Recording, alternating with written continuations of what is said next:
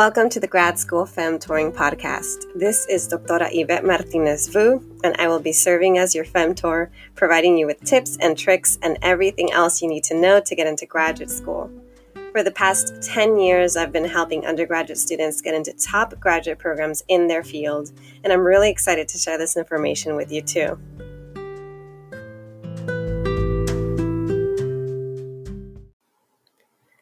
Happy Friday, everyone. I hope you're all doing well. Recently, I put out a poll on my Patreon account and also on my Instagram asking you to choose between 3 topics to see what you wanted me to cover. The 3 topics were talking about a gap year and the pros and cons, talking about the differences between post-bac programs, master's programs, and PhD programs, and then creating a grad school application timeline. I received a good number of votes on each of them, but the one that did receive more votes than the others was the one on postbacs, master's, and PhD programs. And so I figured I'll talk about that today, and I'll definitely cover the other topics later on. So we'll get started with what are these programs? What is a postbac? What is a master's degree? What is a PhD? A postbac program, and it's interesting to me to talk about postbacs because I don't think that they're spoken about enough. At least I never heard about them when I was an undergrad. They are, since they're called post-baccalaureate programs, they are programs that you complete after graduating from a BA degree. You can enroll in a postbac for different reasons. A lot of people enroll in a postbacs because they're interested in switching fields and maybe they want to get more foundation on that field that they're switching to. So maybe you got your BA in one major, but you want to go to grad school in another. Some people do it because they want to get a certificate, a specialization in something before they go on to apply to masters or PhDs. Some people do it because they want to take coursework that maybe wasn't represented in their undergraduate transcripts. But more often than not, actually, the reason that I recommend, and I don't recommend postbacs for all of my students, just FYI, I recommend it for specific students that have substantial gaps on their record. And so in this case, I recommend it to the students who have who are struggling with their GPA. To be completely frank, I recommend it to the students who have GPAs that are below a 3.0. The same goes with students who are maybe they didn't score very well on the GRE. They weren't even within the average range. They were far below average. They completely bombed the GRE.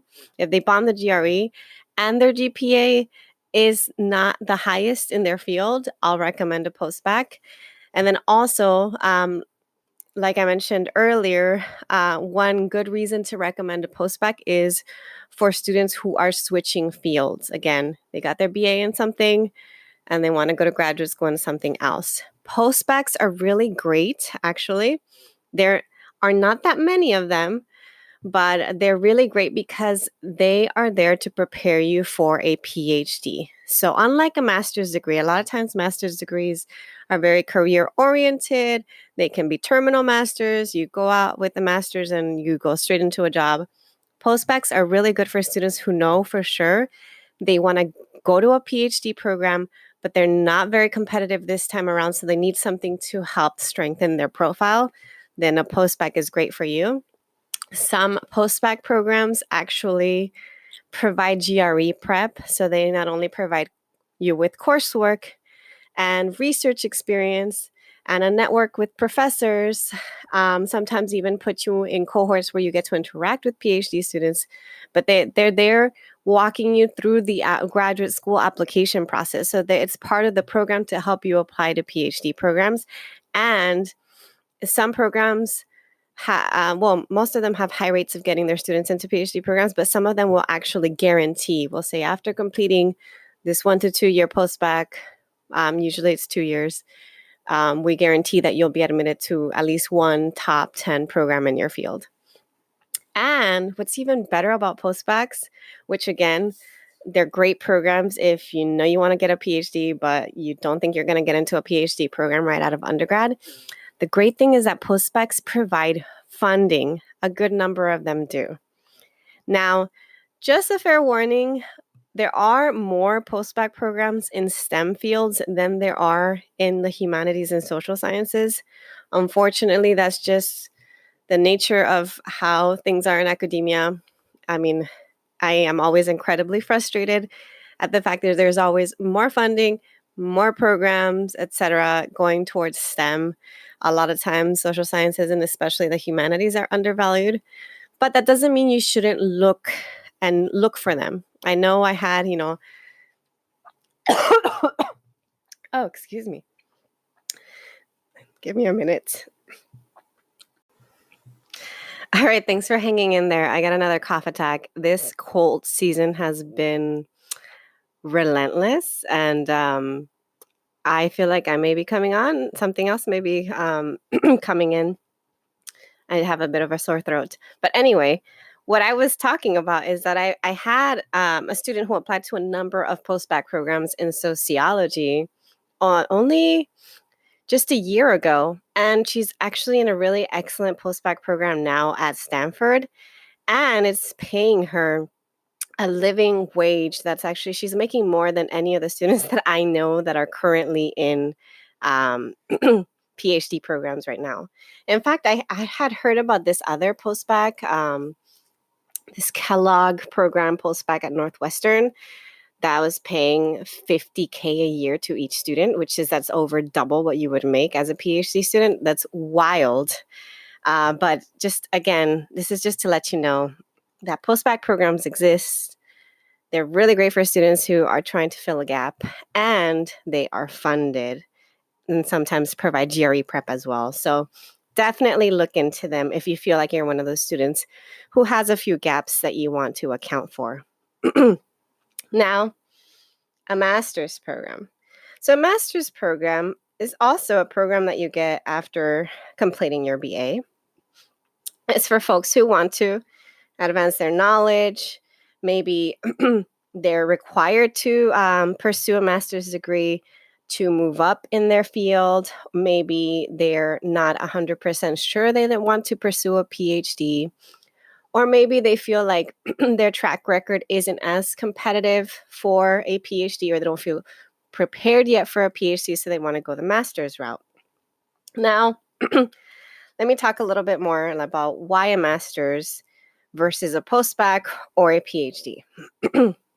So for master's programs, similar to postbac programs, it's 1 to 2 years. Master's programs are really great for students who, again, don't think that they have the track record to get into a PhD program right away, or again, they maybe are switching fields. Master's programs don't always provide funding, so for that, you have to be very careful. And I always say just apply. Go ahead and apply. Don't worry about funding until after you've been admitted. But master's programs are great because they provide you with a lot of professionalization. You're allowed to work on a thesis. And in general, I highly recommend it for students that maybe feel like maybe their track record they don't have huge gaps. Maybe your GPA is on the lower end, but it's not below a 3.0. Maybe you didn't score so well on the GRE, but you didn't completely bomb it. Maybe you have some research experience in your field, but not a lot. You haven't been doing it since your freshman or sophomore year of undergrad. If that's the case, or maybe you're just second guessing yourself and you're just not sure that you want to commit to a 5, 6, 7-year PhD program. If that's the case, a master's program is for you. And again, don't worry about the funding until you've been admitted. I've seen all kinds of things happen with master's degrees. I've seen people get into highly competitive master's degrees that are paid for. I've seen some people get no funding, so then they don't go. And I've seen people get partial funding and then apply for TA-ships, research assistantships, jobs on campus that provide tuition and fees, and they're able to walk out with a master's degree with little to no debt. So I don't want to discourage you. I think master's degrees are excellent. In some ways, I'm envious of people who get to have a master's degree because I didn't. So I felt very unprepared when I got into my PhD program. A master's would have helped me feel like it would have just made the transition much more smooth. And so master's degrees are great. And again, masters, some of them are professional master's degrees. Some of them are terminal master's degree. There's no expectation for you to go on to a PhD.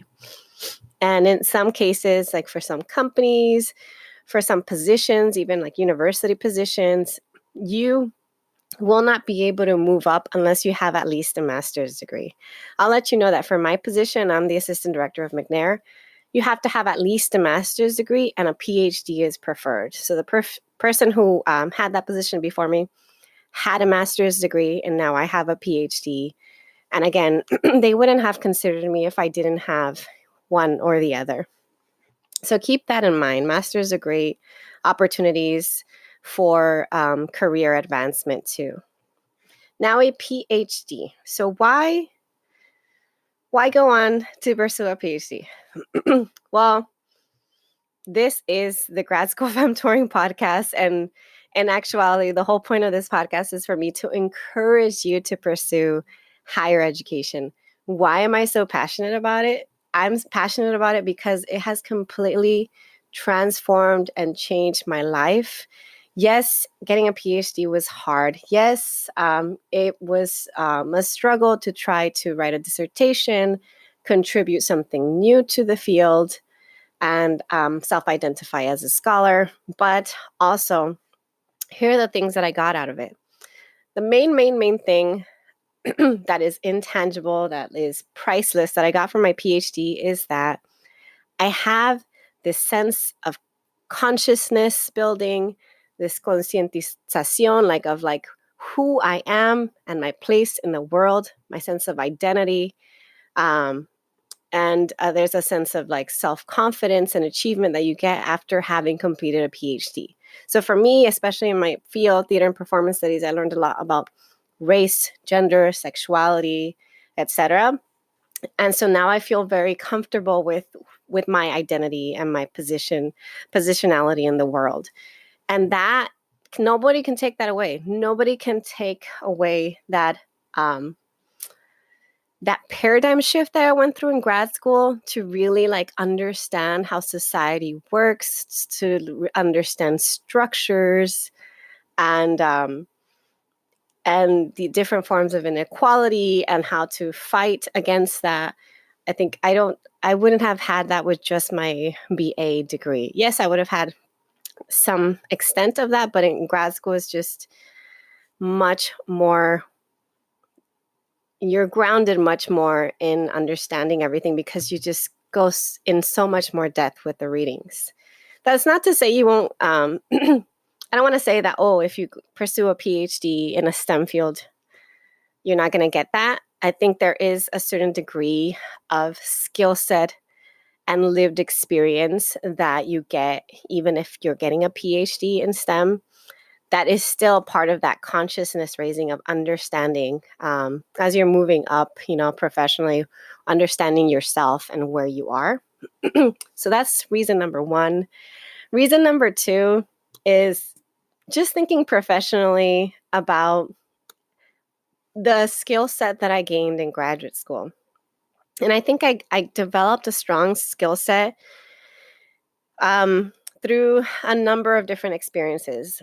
One, obviously, doing the research, writing the dissertation, the teaching, all of that provided me with a skill set. I learned about lesson planning. I learned about public speaking. I learned about developing new ideas and how to articulate them, how to defend an argument.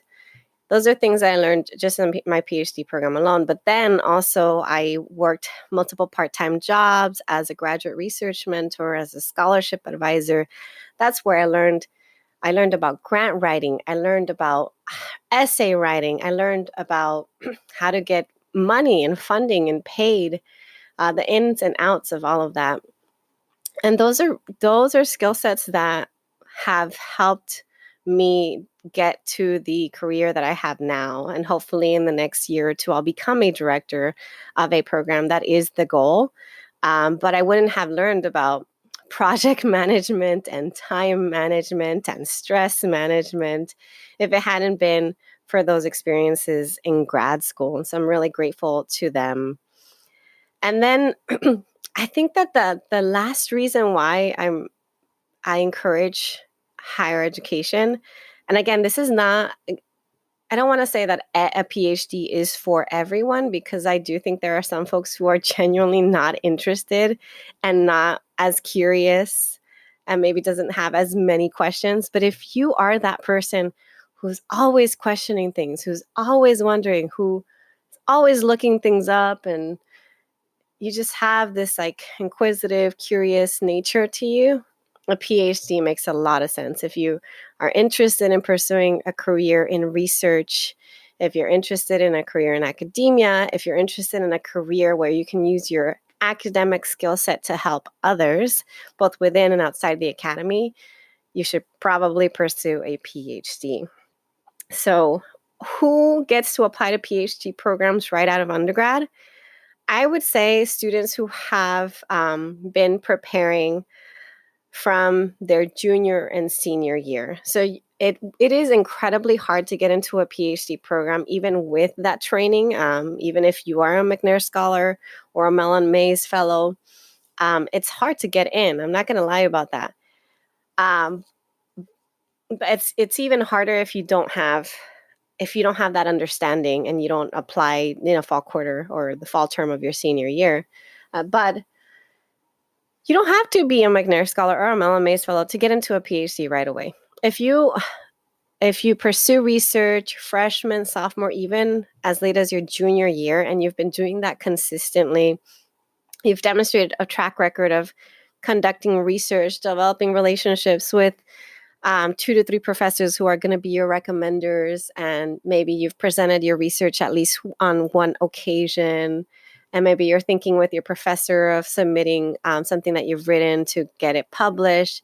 If you're already kind of starting to get acquainted with the academic culture and what's expected, what's going to look good for PhD programs, you have a really strong shot at getting in, because it's how are you going to get in if you don't know everything that you have to do to prepare? Like, how are you going to get in if you don't know that you have to study and take the GRE before you apply? So these are things that obviously some people get through PhD preparatory or preparation programs, and other folks get it because they're very, they're go-getters.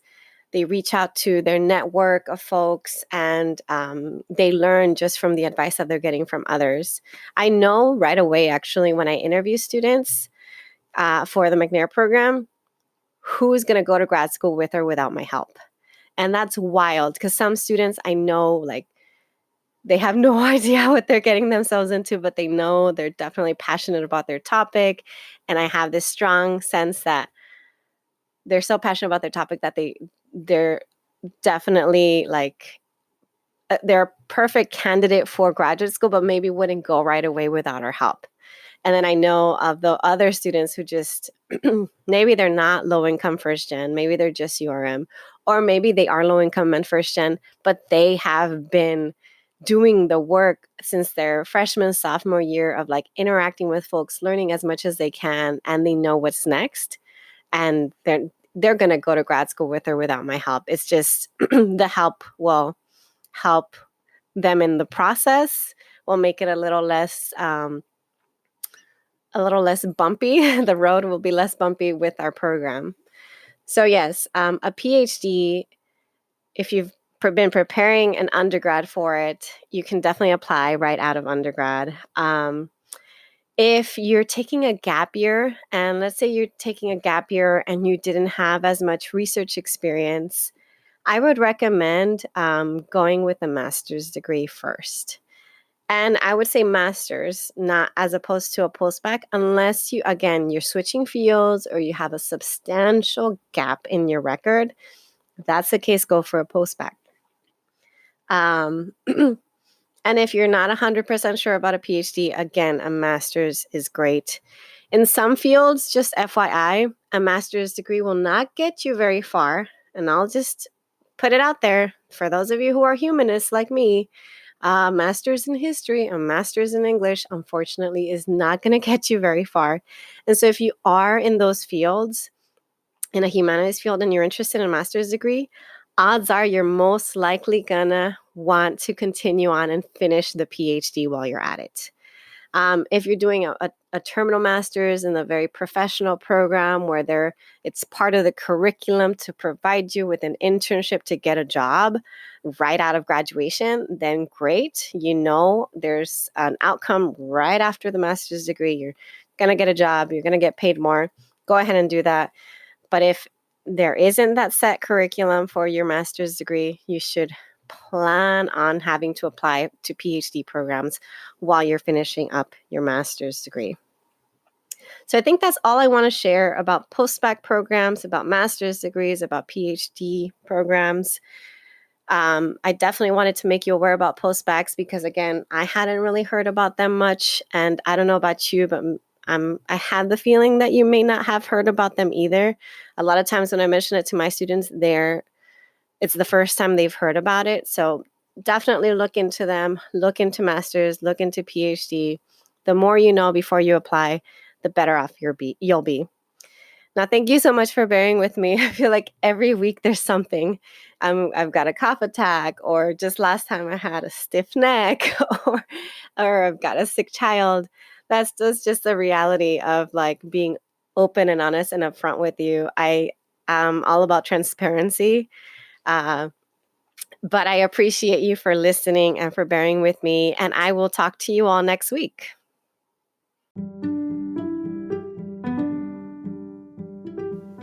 Thanks so much for joining me in the Grad School Femtoring Podcast.